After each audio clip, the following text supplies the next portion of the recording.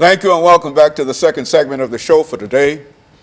The topic is World Inhumanities and Genocide, and we're talking to Alana McLaughlin, who has already given us information in reference to her background, education, and some of her experiences. And so, Alana, let's pick up where we left off by having you to talk about some of the things that you consider to be world inhumanities. That is, throughout all of the world, how people have reacted in reference to their fellow man. And then we'll get into some of the more delicate issues in dealing with genocide, an attempt to try to eradicate a race. But first, let's deal with simple world inhumanities. Well, if you're just tuning in the first segment, I mentioned what the difference between a world inhumanity and genocide was. Genocide is killing off a race with the purpose being to eradicate the world of that race. And a world inhumanity is not necessarily to rid the world of that race, but to cause that race pain or suffering. For instance, a world inhumanity would be slavery. They didn't try to kill us all off, but they wanted to work us and punish us and etc. But they weren't just going around killing off African Americans. An example of genocide would be the Rwandan genocide, which I will talk about in the next segment, which was the Tutsis and the Hutus in Rwanda.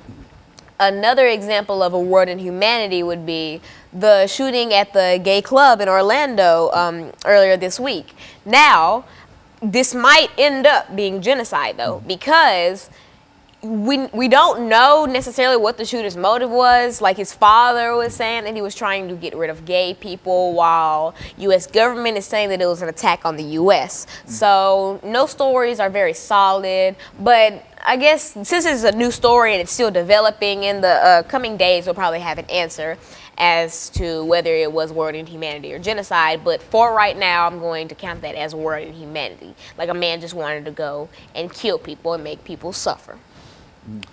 A big world inhumanity that a lot of people in the U.S. are familiar with, and especially Tennesseans, is the Trail of Tears. If you're unfamiliar with the Trail of Tears, it is when Andrew Jackson sent Native Americans west of the Mississippi River to be able to take their land. And he did this during the winter where conditions were harsh and they were on foot.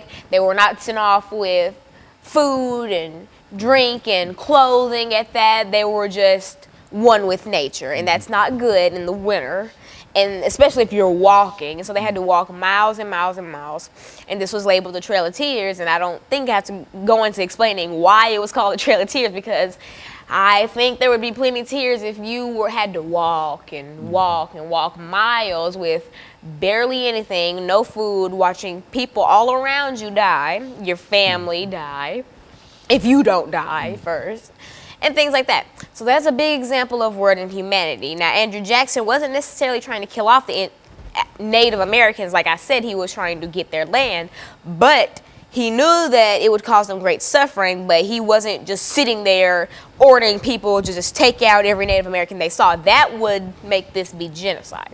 But since he did not do that, this is just world inhumanity. Another big example, Columbine, was world inhumanity. Say that the two shooters at the school weren't trying to rid the world of their students, of their classmates. They were trying to simply hurt them or kill them.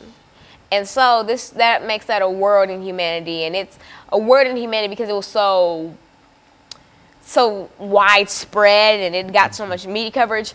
Another one, 9/11. Terrorists weren't trying to rid the world of white people. They were trying to wreak havoc in the U.S., and they unfortunately did.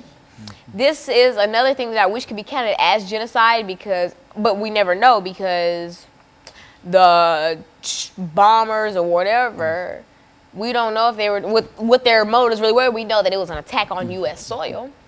And so those are examples of world inhumanities, and it's as bad as genocide. It's just that there's a thin line between I want to cause you suffering and I want to get rid of you. Like, I can argue and bicker with you, but I don't want you to leave. Like, you know, like Lana, that. I take in dealing with world inhumanities, I think one of the most important areas here that you mentioned to me earlier has to deal with war. Now, when you consider war, war in reality is man's inhumanity to man. Would you concede that? And by conceding that, then you can simply look at the various kinds of wars that we've become involved in. And even on a more personal level, I think that when you talk about inhumanity toward man, you can look at some of the things that happen in your everyday life, dealing with children, bullying, and all of those things. All of those things, while certainly they're not as significant in terms of their outcomes, they are important in terms of individuals who've been talked about, who've been bullied, who've been pushed around, and et cetera. And so I would imagine that you would include such activities as man's inhumanity to man, or people's unloving attitude toward people. Would that make sense in terms of what you're trying to deal with here? I think that's the most bullying, childhood bullying at that, is one of the most common forms of inhumanities. You may not think it because it's not very harsh. I mean, a kid pushes you around, calls you names, like, what's that gonna do? That has long-term effects. Like, that kid that you pushed off of a slide could grow up to want to be a mass murderer. Why? Because he has so much hatred in his heart, etc. Things that just build up over time from people like you who picked at him. And so that's another big word in humanity. And I feel like if parents taught their children not to mess with other people's kids and not to mess with other people, just be about your business. Just stay in your little circle of life and let other people be in their little bubble, and we all can just live happily in this nice little earth. But people don't want to do that, especially children. And I know it's a part of being a child. No, being a terrible person is not a part of being a child. Why? Because that's not, well, it wasn't a part of my childhood, at least. I grew up with parents who were like, leave other people alone. Do your work and let other people, if they want to have purple hair and red eyes, let them do that. That doesn't affect you. That doesn't hurt you. So leave other people alone. And I grew up leaving other people alone.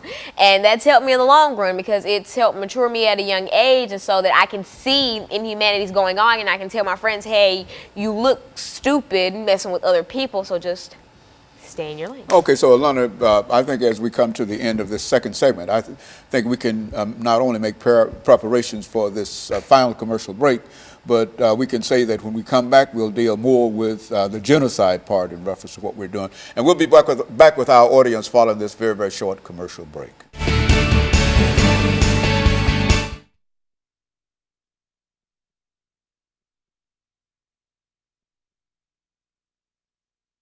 You got to speak on up. I mean, I can't